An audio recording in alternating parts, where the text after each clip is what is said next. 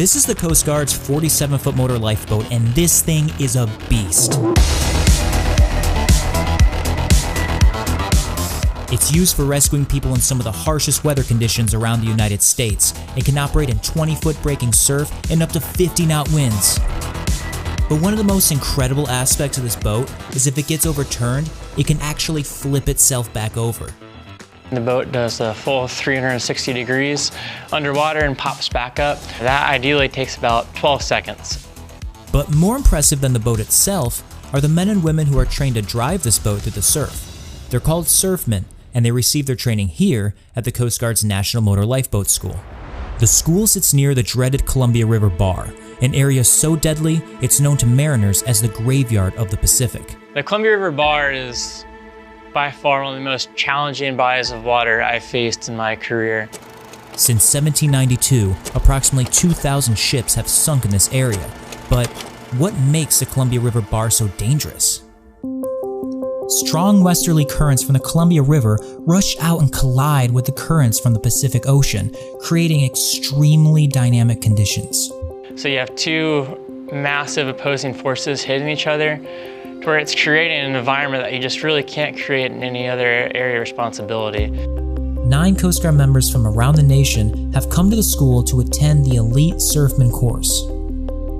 The Surfman Course is the culmination of years of a boat driver's career. It can take upwards of 6 years for a person to gain the experience that'll earn them that certification. So what we can offer them here is the opportunity to come and for 4 weeks of their life do nothing but drive in those conditions. I wanted something with a little more drive and challenge. They sort of tell you it's the highest qualification you can get as a bosun's mate, and that's what I wanted to do. There's a little bit more layers than just driving a boat when you're talking about a surfman, especially in the Coast Guard. It's a lot of rich history behind it, a lot of great rescues. Hopefully I get to be part of a rescue someday that makes it down into history and keep bringing credit upon Coast Guard surfmen. These badges are called Surfman Checks, and they represent every surfman, going all the way back to the U.S. Life-Saving Service. Back in those days, surfmen used boats that looked like this, and wore rain gear and cork life jackets. It's a stark contrast to the more advanced gear worn today. We all wear 3 layers, a wicking layer, an insulative layer, and then a layer to keep us dry. But the most important things that we can wear are those additional safety items like our life jackets, our pyrotechnics, and things like our helmets and our heavy weather belt. The heavy weather belt allows the boat crew to stay connected to the boat if it's struck by a breaking wave or even flipped over while operating in areas like this, called a surf zone. These are the treacherous areas where students train. You're definitely out of your comfort zone all the time. These conditions are bigger than almost anywhere else, and we got to get out and really get into it. Surf zones begin forming far off the coast in what are called deep water waves.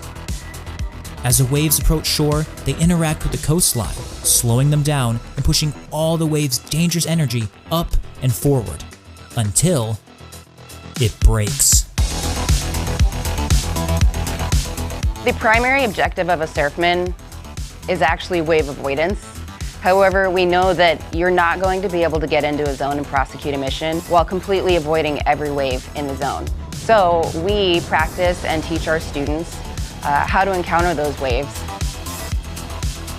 While working in a surf zone, surfmen will do what is called squaring up, which means positioning the bow of their boat toward the incoming waves.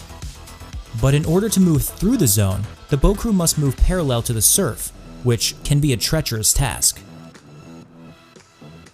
Surfmen view waves like this. You have the peak in the center and 2 shoulders called near side and far side, depending on their distance from the boat.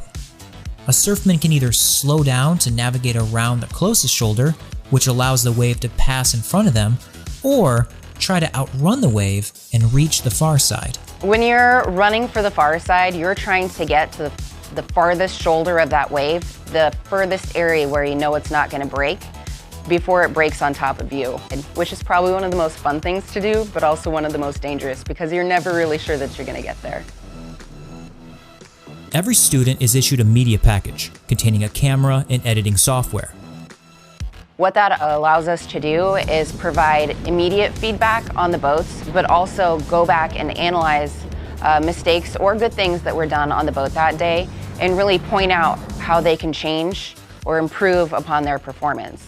Well, in this video, we made the decision to run for a far shoulder, and it wasn't the right call. There wasn't enough time for us to outrun that wave, and we ended up going with the wave a little bit, but that's all part of it. Not every read is going to be a perfect read, and you have to be able to move from that and make the corrective actions. The students trained all the way up until the day of graduation, and it was on that final day that something crazy happened. Mayday, mayday. Ship's gonna sink, yo. The compass isn't working.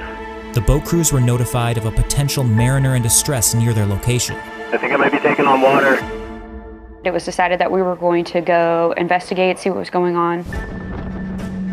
It started with 14 to 16 foot swell, sort of amped up to 18 to 20 foot with brakes. We were able to get on scene and figure out that there was one person on board who did not have a life jacket. One of the school boats was able to get a life jacket over to the person on board the boat.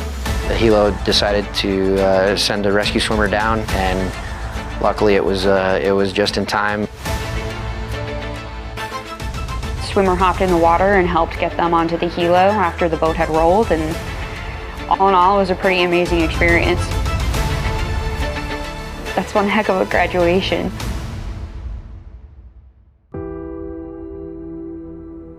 Yeah, there was no better way really to end this surf class. It was a pretty spectacular way to have everything kind of culminate and cap off an unbelievable 4 weeks. It's 3 years of hard work that's been acknowledged, and here we are with a certificate to prove it now. I can teach anyone how to drive in the surf. Like, it's just a matter of throttle maneuvers, helm movement, and having an understanding of bathymetry and oceanography. But to really get to that level to where you're getting someone that wants to push themselves into the most challenging conditions, that's going to stem from within. That's not something that I think any instructor, any schoolhouse could really teach, but I think that drive itself is what makes the Surfman what it is today.